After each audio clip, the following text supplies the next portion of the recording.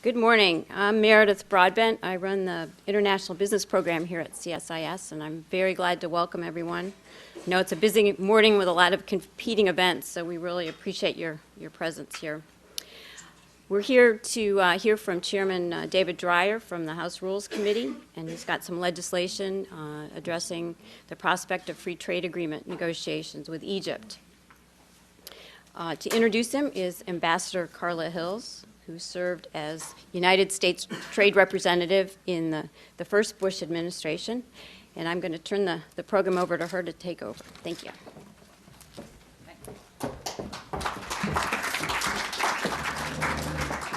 Thank you, Meredith. It's a great pleasure always to be at CSIS, and Meredith Broadbent has done a terrific job. I hope each one of you have a copy of her report.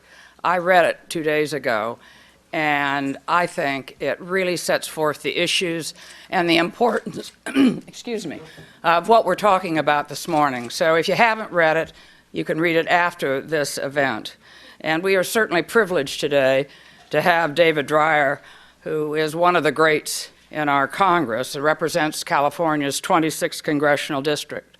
He was elected in 1980 on a platform that supported free markets, strong defense, and personal liberty. And he's remained true to those principles. He has voted for every free trade agreement that has been presented and has supported the president's trade promotion authority regardless of whether the president is a Democrat or a Republican. And as you all know, he chairs the powerful House Rules Committee, a committee that he's served on since 1999. Unlike the Senate, and maybe all of you know this, the House does not have unlimited debate. So the bills go through the Rules Committee rather than going straight to the floor when they are reported out of a committee. And so the House Rules Committee decides what bill will come up and under what circumstances, and the leadership relies incredibly on the Rules Committee and its chair to determine how each bill is determined. And that is incredibly important for trade bills, but for all bills. Chairman Dreyer has been widely applauded for how he's handled his responsibilities. He has earned a 100% approval rating from the U.S. Chamber of Commerce, the National Association of Manufacturers. He holds a Heroes Taxpayer Award for American tax reform, the Clean Air Award from the Sierra Club. I can go on and on. Literally hundreds of diverse groups have applauded this man. And he's tried to inform the American people of the benefits of trade, regularly pointing out to his audiences that open markets generates jobs, growth, and opportunity, but also builds strong partnerships with key nations around the world and helps us solve transnational issues like environmental degradation or pandemics or national security, and does a great job on development like eliminating or reducing global poverty. Last month, he introduced a bipartisan resolution calling for a trade bill with Egypt. And he also traveled last month to Egypt with a bipartisan congressional group to observe the first round of the post-revolution parliamentary elections that took place on November 28th. So we are very, very fortunate to have Chairman Dreyer here to share his views on the future of U.S.-Egypt relations and the role of a free trade agreement negotiation. Chairman Dreyer, the podium is yours.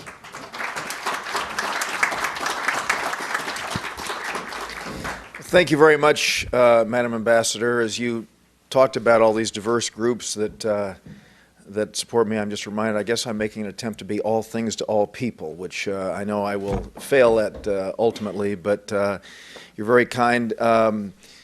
Carla has gone through the fact that I'm chairman of the House Rules Committee. I'm pleased to be the chairman of the California Congressional Delegation. I'm chairman of a group that I'm going to talk about, a commission called the House Democracy Partnership.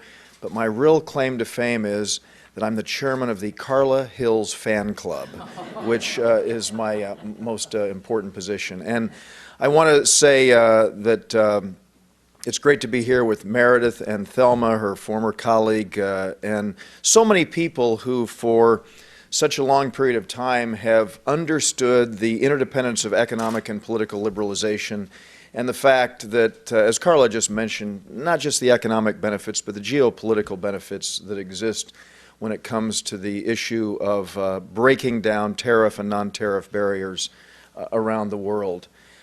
I thought that, first of all, let me say to those, I know that Joe Robert was very involved here at CSIS. I know that that service is taking place right now, as Carla has just reminded me, and obviously our thoughts and prayers are with his family.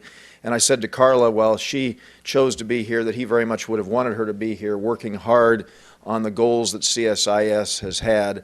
And I just want to say that the work that takes place here is very important. I'm privileged to be a member of, I'm embarrassed to say I can't tell you exactly what group I'm on, but I'm on one of your boards. You work me very hard on it, and obviously I'm engaged in it every single day, as you can tell. But I'm still privileged to be part of it, and was asked several years ago to do that, frankly, by David Abshire, and I'm very pleased to have an association with CSIS. And I will say that this study and other work that you all do really plays, as you know, a big role in public policy and a role in the decision-making process in the United States Capitol. And so I appreciate the very, very intellectually rigorous arguments that you have put forward. Let me take just a few minutes to talk about. I'm gonna just. I hesitate to give you a travel log of my travels over the last couple of months, but I'm going to touch on some things because they all are interrelated and they come down to what it is that we're here to discuss today. In September, I went to Egypt as part of the House Democracy Partnership, which is a commission that my Democratic colleague David Price and I established 7 years ago this coming March. And the goal of the House Democracy Partnership is to look at new and re-emerging democracies around the world and engage in institution building, specifically the legislative branch.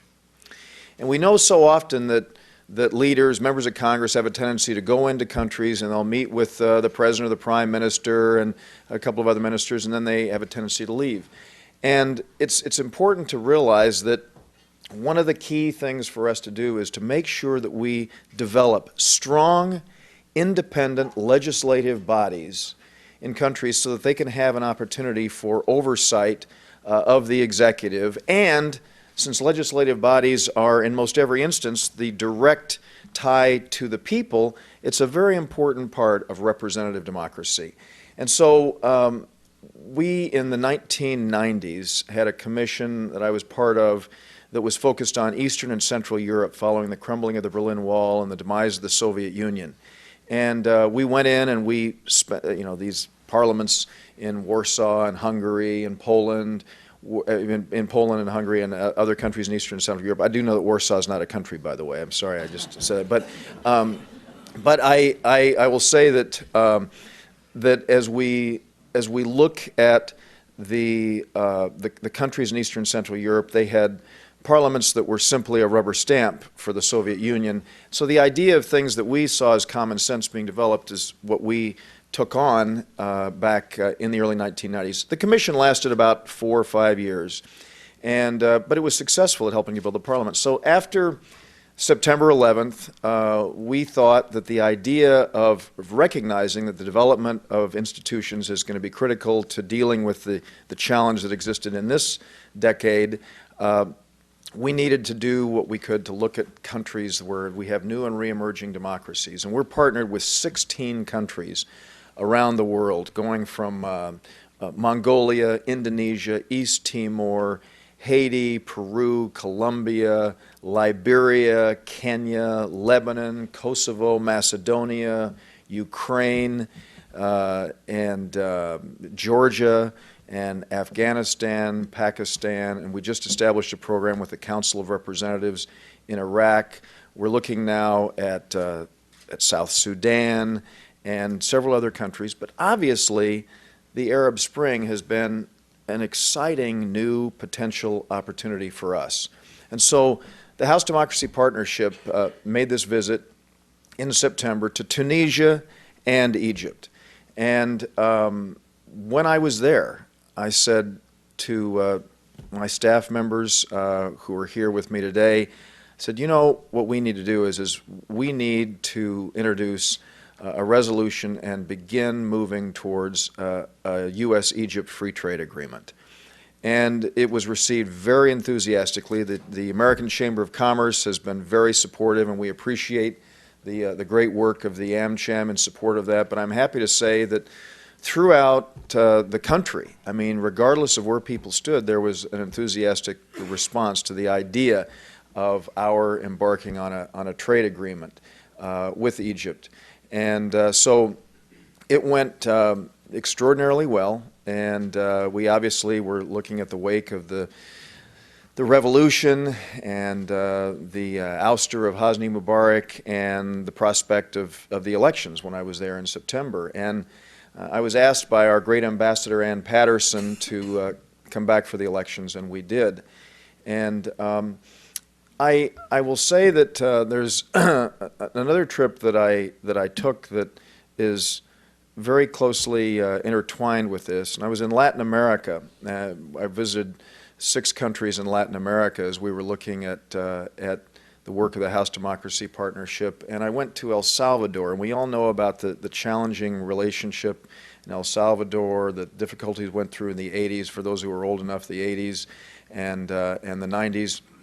And a message that I found in El Salvador was that in that country we see today the FMLN, the Farabundo Martí National Liberation Front, governing, the president and the speaker of the parliament in El Salvador. And the reason I say that is that they were the absolute adversary of the United States, and the idea of seeing them embrace democracy and the rule of law is a very important thing. And one of the statements made to me by a Peace Corps volunteer in El Salvador was that Salvadorans have varied views about the nation's past, but they all share the same vision for the future. And when I shared that statement with Secretary Jeff Feltman, who is the Assistant Secretary of State for the Middle East and North Africa, he said to me, in talking about this trade agreement, he said, the interesting thing is if you look at El Salvador and you look at Egypt, he said, the thing is that Egyptians have 50 or 60 different visions for their future. And the idea of a free trade agreement will create an opportunity to allow Egyptians to rally around a common goal regardless of where they stand on the political spectrum. And so that lesson, the lessons from Eastern and Central Europe and the lessons from this hemisphere can play a role in doing exactly what needs to be done here. Now, I will say that I was very pleased, having led this International Republican Institute, the IRI election observer team, to see how well the election went. I mean, it was extremely inspiring, and I can share with you these things. We have a tendency to take elections for granted, and I'm on the board of the International Republican Institute, and so I've been able to participate leading election observer teams around the world. I've never been more inspired than I was in Egypt. This was, and there have been lots of inspiring opportunities to see this around the world, but this is the first time in 7,000 years, basically world history. And I know people point to the 48 and 52 elections, but they're nothing.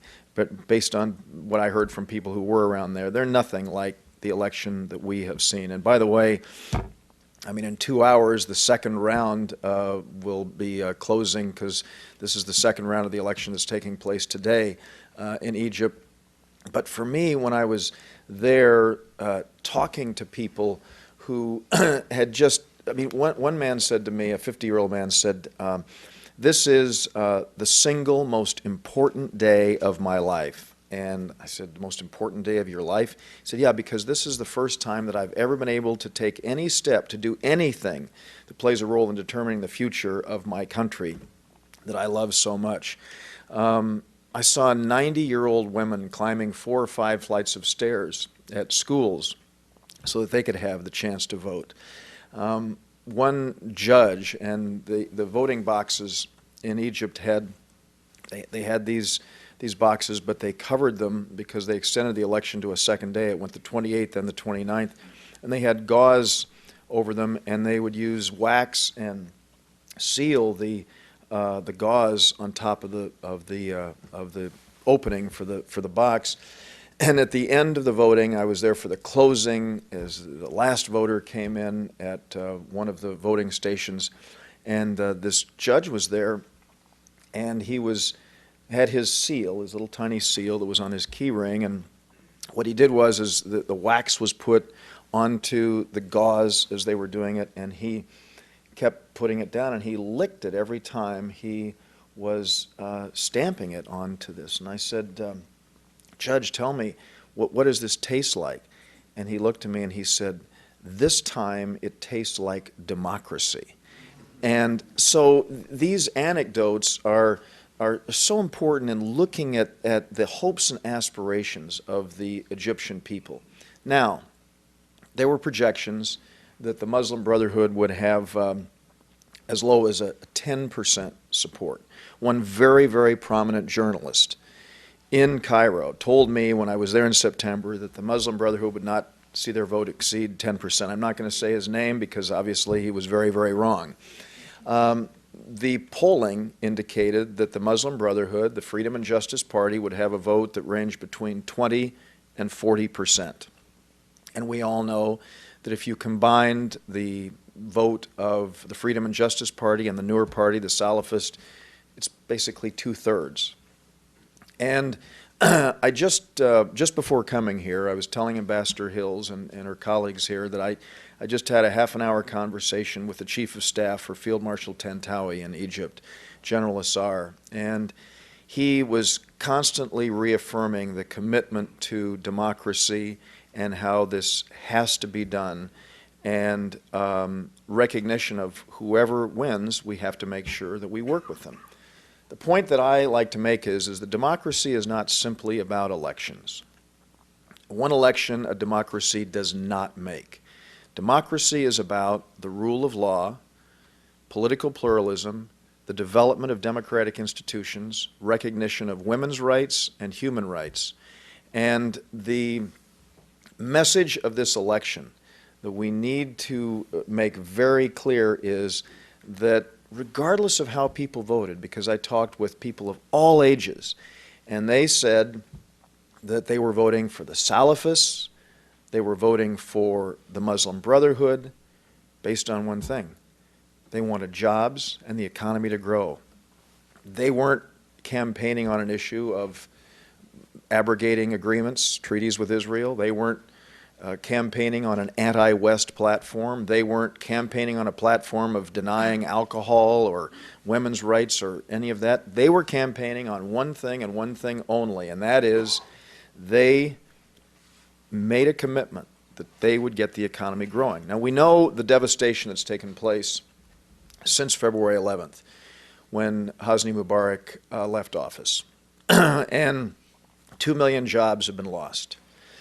2 million jobs have been lost since that time, and there is understandable frustration. This is due to a lack of foreign direct investment and because of uncertainty and due to the lack of tourism that exists in Egypt. And so steps need to be taken right now to ensure that we can proceed with addressing that need that exists there. There are some things that can be done. The important point that Meredith has made, and a step that I believe we need to take as soon as possible, is to take the very, very outdated bilateral investment treaty, and we need to do what we can to update that and proceed with our work on that. And obviously the idea of a free trade agreement is not going to happen overnight. Carl and I were just talking about the fact that we'd worked on the Panama, Colombia, and Korea deals for many, many, many years, and we all know it took over 5 years since the signing of those agreements to have them pass the United States Congress. Now, that's not, thank God, what it takes for most agreements, but they all take a while. And so it's going to be a while before we get to this, and that's why a so-called FTA light, it seems to me, is a very important thing that we should be doing and that we should work on. And so I hope that we will be able to do that. I also think that there needs to be recognition that Egypt is an exciting country with a tremendous potential.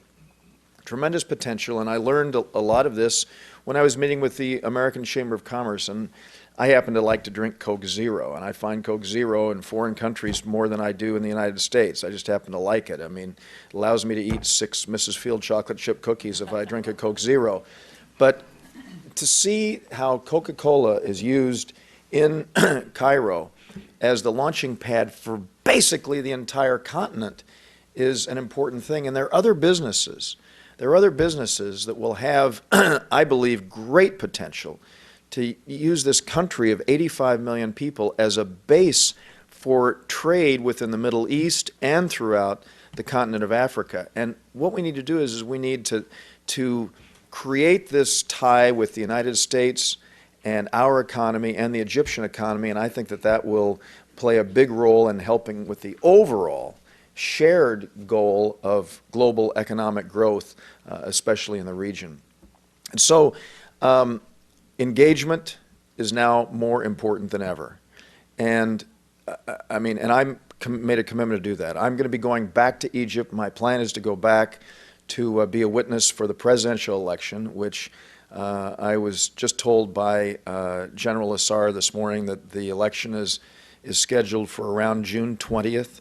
And they've indicated, of course, that they want to turn over the power as soon as possible. In fact, in September, when I met with Field Marshal Tantawi, when I asked him specifically when he wanted to turn over power, he said yesterday. He said, I'm a general. He said, I don't want to run this country. And I know there are lots of questions that have been raised about this, whether they really want to run the country or not. But I do believe that we need to recognize that there is going to be a presidential election. A constitution is going to be put in place following these parliamentary elections. And our active involvement and working with and developing a relationship with those who are elected is critical to dealing with the shared concerns that we have. And the work that CSIS is doing is playing a big role in that. And I appreciate the fact that this report and other things that you're going to do will be continuing to strengthen us with that. So thank you all very much, and it's a great honor to be here, and I look forward to taking some questions.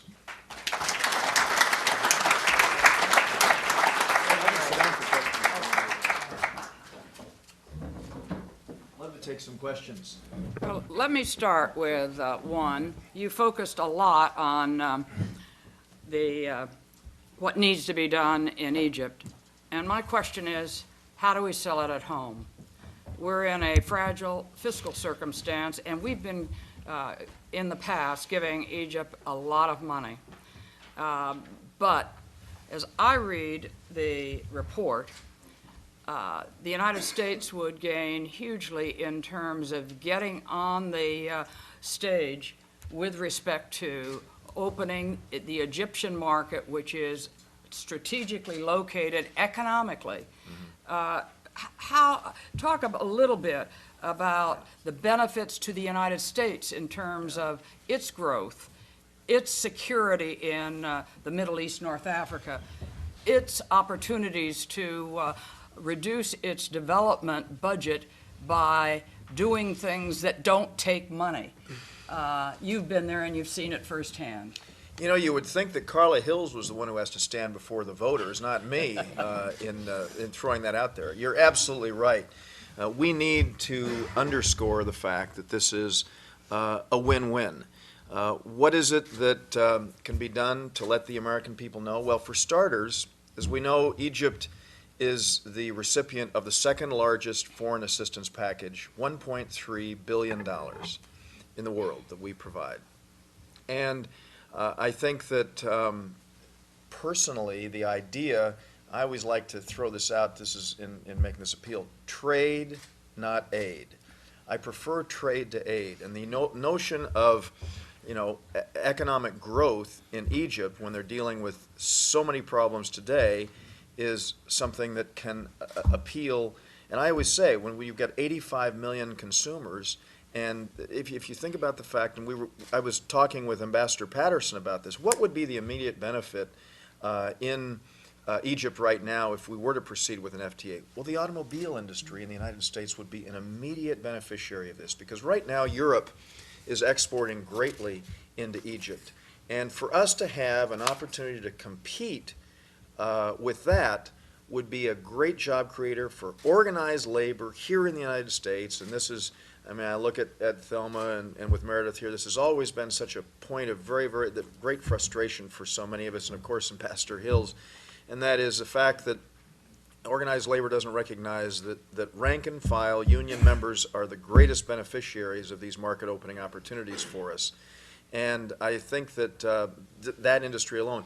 I talked about Coca-Cola. There are other tech companies, or frankly, under Mubarak, I was in Egypt in '05 and met with President Mubarak then, of course, and actually I encouraged him to have election observers coming in just before the '05 election. He didn't respond too positively to me then, but I met with Prime Minister Najib, who I know is now in prison, unfortunately, but he took very, very bold steps towards economic liberalization within Egypt then. And I visited him in the Smart Village, which is where Microsoft and other tech companies have great operations there. The idea of expanding what is our comparative advantage in those fields, whether it's the tech area, other areas where we have a comparative advantage, I think can go a long way towards boosting it. And this is something that we all find, those of us who travel internationally around the world, people want to have access to U.S. goods and services. Consumers stop me on the streets and say, we would love to have more American products here. I got that in Mexico when we were debating the North American Free Trade Agreement. I find it all over the world. And in Egypt, I found the same thing when I've been there recently. They want to have access to it, and they love the idea of having a tie to us. So what it says is they want to have access to it. What does it mean? It means they want to be able to purchase U.S. manufactured goods and our services. And so that's the argument that we need to put forward, is it's a great new market for us that does not exist today as well as it could. And we're losing out because Europe has an arrangement. That's exactly So on these let's go to automobiles. the floor. I saw a lot of hands go up. Thelma. Well, Thelma, you get first crack. Thanks. We often in FTAs focus on the difficult part, how long it takes, Right. how difficult it is in Congress, how difficult the implementation process By the way, it's is. gotten a lot harder since you left, Thelma. I just want you to know that. No.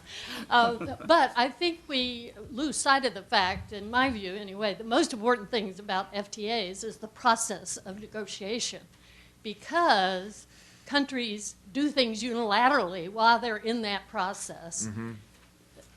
FTAs generally have a multilateral context. They Right. get countries to see what their broader obligations might be. And so I think the process, just getting into the negotiations and working toward ticking off each kind of part of the agreement is almost as important as reaching the conclusion in 5 years after difficult Right. fights in Congress. So what do you see as the best way to kind of jumpstart that beginning and focus on the benefits of the process rather than the disadvantages that you might face later Yeah. as you focus Yeah. on the implementation process and the concluding elements of it? NAFTA was a good example, and I think all these FTAs, most countries undertake those obligations through various other avenues, GSP, Right. et cetera, during the process Right. of the negotiation. Well, it's a great point, Thelma, and you're right. I would argue that this, first of all, this idea has been thrown out in past years. And I got my colleague, Congressman Gregory Meeks, to join with me, who's a great free trader, and he's a co-sponsor of this. I should say that my colleague John Kerry was just there this past week, and I'm hoping very much I'm going to talk to him about the idea of making this a bicameral, bipartisan effort. And so in light of that, I think that just the idea of talking about this, and I found this with introducing other FTAs I have a U.S.-Georgia free trade agreement, and as we know about the challenges that exist there, and we talk about the geopolitical ramifications of it along with the economic benefits, and so just the step of introducing it has had a salutary effect on many areas. And I think that, again, as Secretary Feltman said to me, since there is such a diversity of the vision that Egyptians have, the idea of being able to rally around this can go a long way towards helping it. And the other thing is Meredith's work. I mean, her work product, focusing on the bit and any other incremental steps that we can take in this process of getting ultimately to an FTA will bring, again, immediate benefits.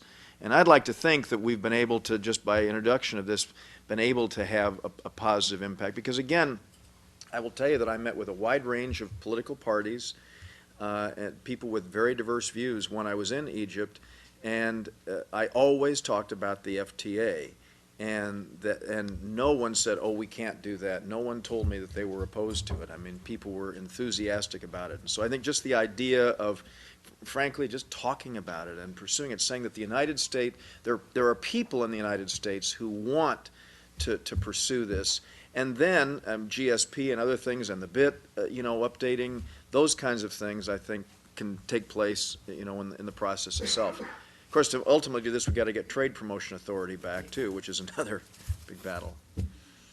Yes, please. Would you state your name and affiliation? Thank you. I'm Brian Riley from the Heritage Foundation. And Congressman, thank you for your leadership, not just on this issue, but on free trade issues generally. I'm looking at page 7 of Meredith's study in particular. He doesn't have to answer that question. What's the question? I What's noticed the question? No, I don't know. I'm just Okay. kidding. about half of our imports, if I'm reading it correctly, from Egypt are textiles, cottons, textiles and apparel. And my question is, free trade agreement's a great idea. There's no reason the U.S. couldn't just get rid of our tariffs on textiles or shoes or products like that. I think many of us in this room, including at that table, would probably agree that that would be a good idea in our interest. My question specifically is, things have changed a lot since you were elected in 1980. Congressionally, among your colleagues, would there be any chance of the United States moving in that direction? Thank you. Well, I mean, I would say that the changes since 1980 have been positive. They've been positive in that there is a recognition of shifts that take place. I mean, Professor Michael Porter at Harvard has done this great study in which he looked at, throughout history, movements not only taking place within the United States but globally. And so there is recognition of these shifts. So, my colleagues in the Congress who represent what has been over the last several decades, I mean, the textile industry was obviously in New England before, but I mean, over the last several decades, the textile industry has been based in the Southeast. And now with BMW plants opening in South Carolina and all with all due respect to my great friend Roger Milliken, the arguments that have been put forward in opposition to this notion of trade, I think that we've really, well, and I just point to the votes that we had on our FTAs, the Korea, Panama, and the Colombia FTAs. And I'll give you a little insight, and I'm not going to name any members in particular, but when I've worked on this issue back, with Carla and Meredith and Thelma and others for years, we would have a block of members, Republican members, who just did not even want to hear anything of this trade thing because textiles was a big part of it. There are 89 new Republican members who were elected and about 7 or 8 new Democratic members. I've spent a lot of time with the new members talking about the issue of trade, and I've been very encouraged to see some members who I assumed would just put up a block to any effort to do this, coming to me saying, we understand and know that this is the right thing to do. I want to figure out how I can work with my constituents to get there. And guess what? Most of these members, most of these newer members were supportive, and I think that there are going to be concerns. And we all recognize that some displacement takes place, even though we argue that trade is not a zero-sum game and it's a win-win. We know that overall. We recognize that there are some problems. But the fact that we have our members wanting to work through this thing, Brian, is, I think, a very positive thing. And I'm encouraged by that. Yes, over here, Jim. Thank you. Jim Berger from Washington Trade Daily. Hey, Jim. Mr. Dreyer, you talked about what a good idea this Egypt FTA is. The Egyptian people, the Egyptian political parties, U.S. Chamber supports it. But the last Scarlet Hills. you call it, yeah, well. But the last time I talked to a U.S. trade representative a couple of weeks ago, he said it ain't going to happen anytime soon.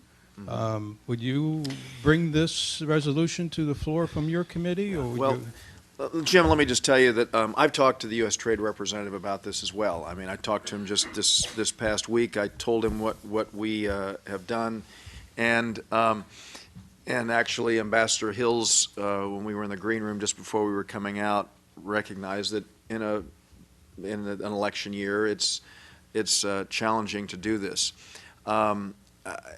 We have just gone through 3, very, very challenging trade votes in the House. I mean, our votes that we had for our 3 trade agreements. And in light of that, I'm not going to tell you that we're going to report this out because, frankly, we have, there are concerns that exist there. And so I can't tell you that this is on the schedule, Jim, but I will assure you that I'm going to continue to work with closely, and I consider Ambassador Kirk and I've talked with President Obama about this as well, and as recently as last week I talked to the President about just the overall trade agenda and how we need to continue to focus on this. And I think that the success that we're going to have with the 3 trade agreements that have passed, I think can go a way towards helping us with things like a U.S.-Egypt free trade agreement and at least laying the groundwork for it. But I can't give you a schedule as to when we're going to bring this up. Yes, hand right there in the middle. Good morning. My name is Ibrahim Hussein.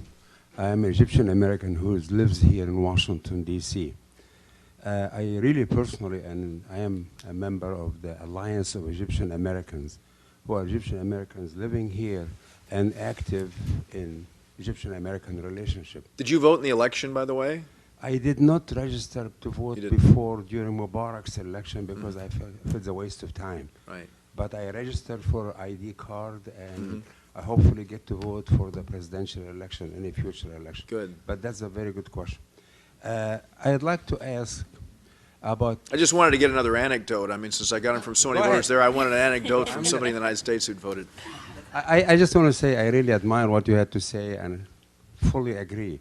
And it's beautiful to hear a congressman who have such a good insight of what's going on there.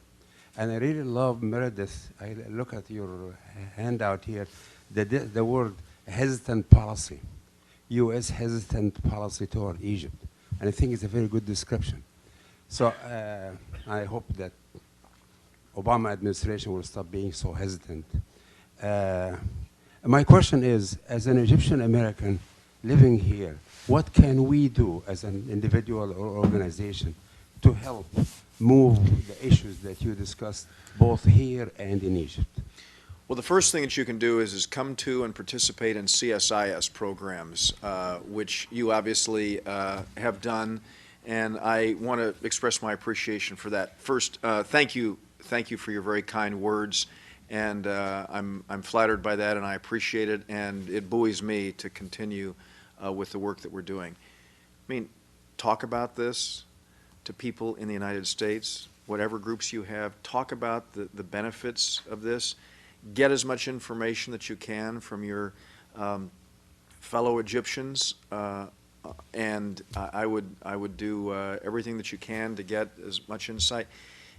And I think that you know, doing the things that are natural. I mean, go online and communicate with people.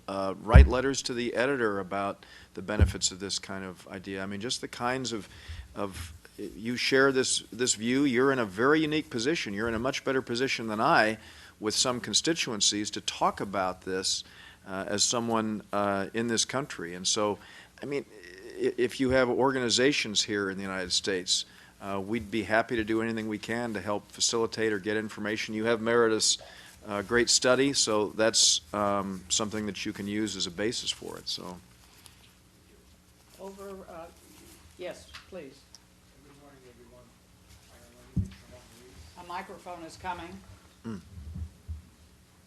Salah Awais, Towson University, and I'm engineering consultant in the energy storage area. I have 2 points here, and still they are not clear to me right now. A few weeks ago, the Minister of International Cooperation, Faiza Bunnaga, the Egyptian, she was here, and one of the points on her agenda is asking the U.S. administration to stop the U.S. aid to Egypt, and the administration declined. That's number one. It's unclear. Everybody's talking about the aid to Egypt and billions and that stuff. Here is an official comes and asking for stopping this aid, and the administration declines. The other point, which is still very unclear to me, what would be the relationship or the impact of the quiz on the free trade agreement? And how would be the relationship between the two? Thank you so much. well, the issue of the QIZs was discussed at our breakfast at the Chamber of Commerce, and I believe that the QIZ, the Qualified Industrial Zones, is basically the really the basis from which we can build on an ultimate free trade agreement. To Thelma's point, every single thing that we do on the issue of eliminating any barriers is a step in our quest for the complete elimination of those barriers, which is what a free trade agreement ultimately brings about. As far as the issue of aid, I know that they're working with the Supreme Council of the Armed Forces, the SCAF, and others in Egypt. There is a lot of talk and the need, because of the economic challenges that exist there, for continued assistance. And there are varied views on exactly where that assistance should go. And I mean, I'm the first to admit it, having spoken with a broad range of Egyptians. There are lots of views as to how it should be handled. And I will, to be very honest, I will say that I am, and to get to Carla's original point, somewhat troubled that there's some people in Egypt who see the $1.3 billion assistance as an entitlement, and that we in the United States have no right whatsoever and to scrutinize this, or to look carefully at exactly how our taxpayer dollars are expended. And to let Carla know that I do have her message about the imperative of watching our tax dollars carefully. I have always said in my meetings with Field Marshal Tantawi, with General Assar, and the conversation I had just before coming over here, I reminded him of the economic challenges that we have in the United States, and I reminded him how precious every taxpayer dollar is, because, I mean, I have friends in Los Angeles, the area that I represent, who've lost their homes, who've lost their businesses, who've lost their jobs, and are suffering. And so the responsibility that I have as a member of Congress to oversee how foreign assistance dollars are expended is a very, very, it's an important one that I take seriously. And so we are going to continue to scrutinize it. Now, having said that, I do believe that Egypt is an extraordinarily important ally.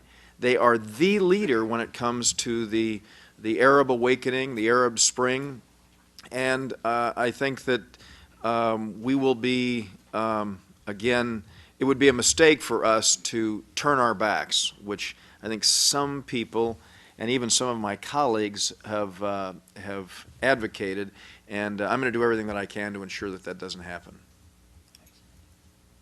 Yes, please.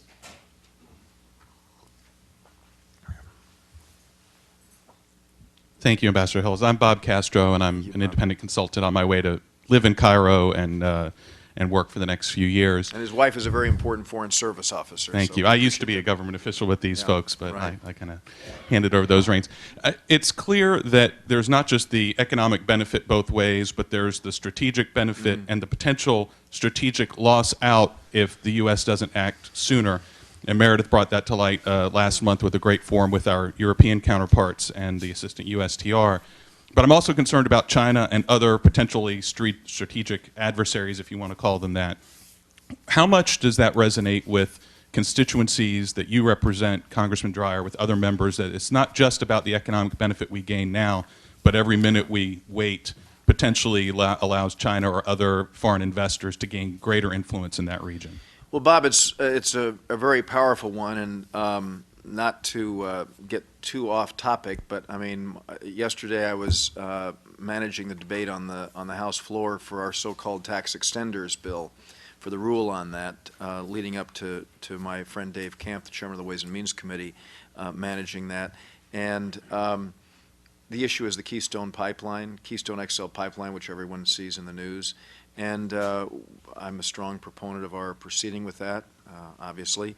And China comes into the equation here. We have a very important alliance with Canada. I mean, massive trading partner and all. And understandably, the Canadians are looking for a market. And if we're not going to provide that, they are going to be doing that. Similarly, we need to take the same approach, I believe, with Egypt. I don't fault any country that looks to find a market or find a producer for a product that they want. I don't fault any country in the world for trying to do that. But as Carlos said, when it comes to automobiles and the agreement that Egypt has in Europe and the potential for us with an FTA to immediately see our vehicles have a market in Egypt, we need to get into the game. You know, I've always subscribed to that view. If we don't shape the global economy, we will be shaped by it. Now, having said that, Bob, I'm always sensitive, and the Economist coined the great term, we want to be careful about the Made in America stamp on the Arab awakening, the Arab Spring. We want to be careful about that. So that's why what I always say is we want to share our experience. We want to create an opportunity for those who are going through this great change. And I like to say also, we don't have all the answers. We just have 222 years of experience is what we want to share. I think we have time for one more question. All right, right there, young lady. Good morning. I'm Dawn Huschel. I'm the Egypt desk officer at USAID. Thank you. I Got a have a great question. program going over there. Thank you. Thanks. I have a question about, I understand that we're having an internal dialogue on the Hill and within the administration about what we can do to advance the trade agenda in Egypt. I'm wondering what specific, given that it's a transition government and we've had several different ministers of trade that have served as our counterparts, what specific measures or what specific signals can we look for to indicate that the Egyptians are ready to begin negotiations? Well, I will, you mean negotiations on the trade issue? Oh, I mean, I believe, let me just say that, I mean, from the SCAF to political party leaders, there is a great interest and an enthusiasm for this. In fact, I mean, at the meeting that I had with the SCAF just a couple of weeks ago, I had already introduced this, and they brought this up, and they said, I made a commitment to Field Marshal Tantawi in September that I would do this, so they're enthused about it. So I think that they are ready to go. I just have not found opposition. Actually, I shouldn't say that I found no opposition, because I found a little bit of opposition and concern. Actually, I had an intern from Alexandria who was working in my office, and I'm still going through the education process with her on the benefits of trade. But people in governmental positions, I found, and business people and all, certainly a very high level of this. So I think they're raring to go. it's up to us to, I think, move this as quickly as we can. Well, I think you'll all agree with me that we have been very, very well served by having Chairman Dreyer accept our invitation. And keep in mind that this free trade agreement that he's been talking about is not only important for the United States in a strategic sense, with Egypt sitting right there with the Suez Canal and the largest population center for development, for our own benefit in terms of trade and opportunity. And let's do everything we can to help him move his bipartisan agenda forward. So we congratulate you on all you've done and all you're doing. And we're terribly grateful that you took the time out. So, And you can all see why I'm the chairman of the Carla Hills Fan Club, too. So thank you very much.